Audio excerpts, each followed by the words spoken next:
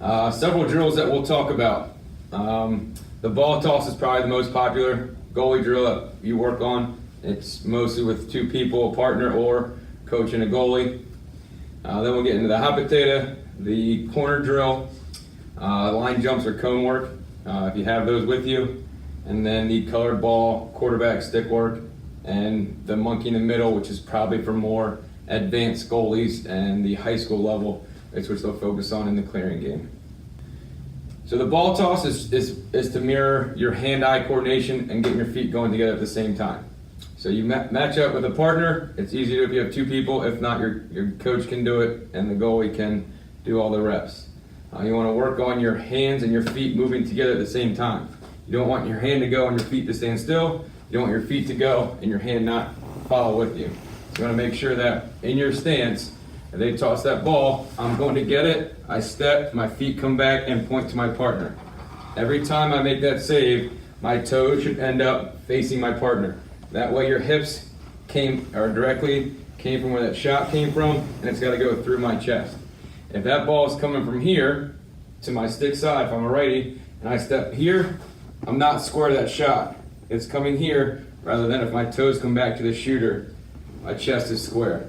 So your toes is the main point of focus when you finish the save. So I make the save, I want to end up with my toes facing back at my partner. If it was two goalies going at the same time, I'd throw it once, he'd make a save, he'd reset, then throw it back to me.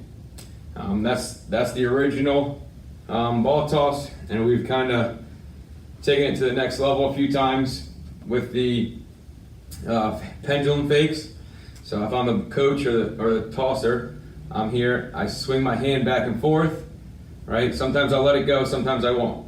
So you're taught to train that goalie to sit in a stance, watch that ball, and then once you see it come out, to go get it, right? You don't want to be on the toes where you're falling over, right? You want to be on the balls of your feet. So sometimes you'll see the goalies waiting for that ball and falling over, they're off balance.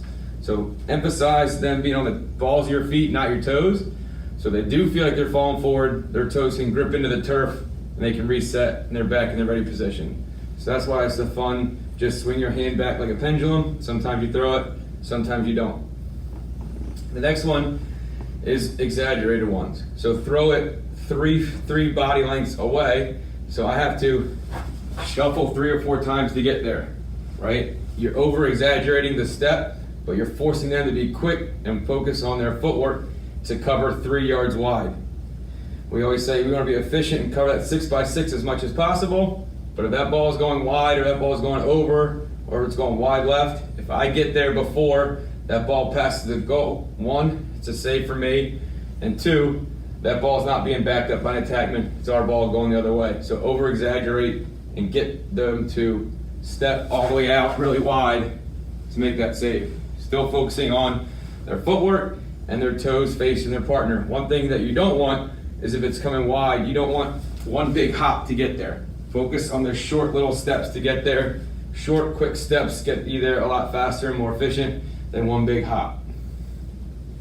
The next way we can do is the rapid fire, where I would throw it 5 times for the partner, and then the partner would throw it 5 times back to me. So as I throw it, I catch it and I get rid of it right away. So it's in and out really quick.